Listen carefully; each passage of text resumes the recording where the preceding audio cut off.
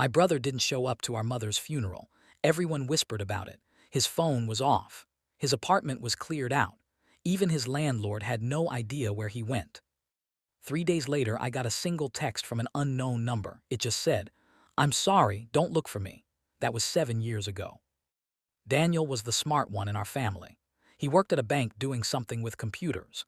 He wore the same gray suit every week and ate lunch alone at his desk. But he was different at home. He'd laugh at stupid jokes and help our mom with her garden. Nobody saw that version of him except us. Looking back, there were signs.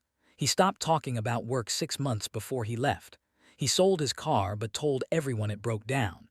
He asked me once if I believed people could start over. I didn't think much of it then. He seemed tired, not desperate. I should have paid more attention. The police said he wasn't missing because he left on purpose. His bank account was closed. His lease was terminated properly. He even canceled his gym membership. I hired a private investigator anyway. She found nothing. It was like he studied how to vanish and did it perfectly. Before Mom died, she kept asking about him. The cancer had spread to her brain and she'd forget he was gone. Then she'd remember and cry quietly. Her last clear sentence was about him. She said, "He'll come back when he's ready. He always does what he promises." I had no idea what promise she meant. I tried to move on, got married, had a daughter, started my own business fixing motorcycles, but I kept his number saved in my phone as Daniel Don't Delete. My wife asked me once why I couldn't let it go. I told her because he was the only family I had left. She understood after that.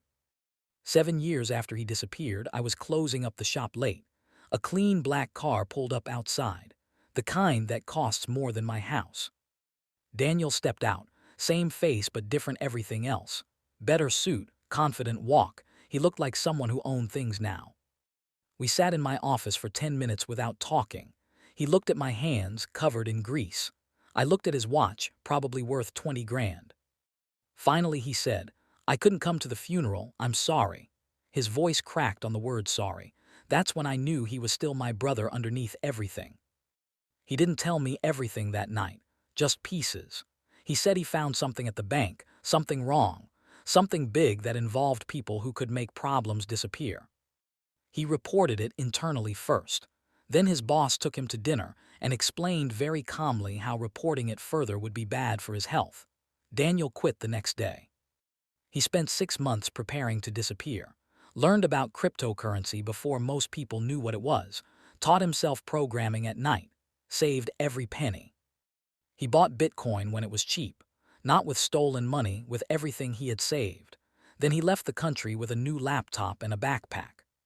He lived in Thailand first, then Vietnam, then the Philippines, worked remotely, wrote code for startups, watched his Bitcoin grow, waited to see if anyone would come looking.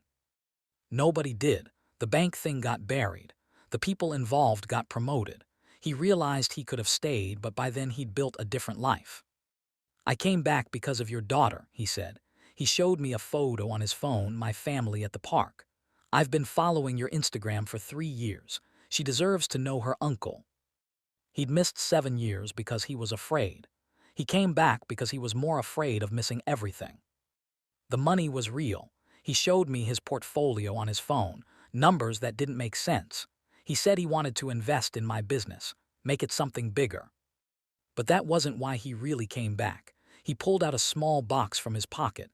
Inside was our mom's wedding ring. He'd taken it before he left. "I couldn't let them bury her with it," he said. "I promised her I'd give it to my wife someday." Daniel didn't move back permanently. He bought a house nearby but still travels for work. He comes to Sunday dinners now. My daughter calls him Uncle Danny.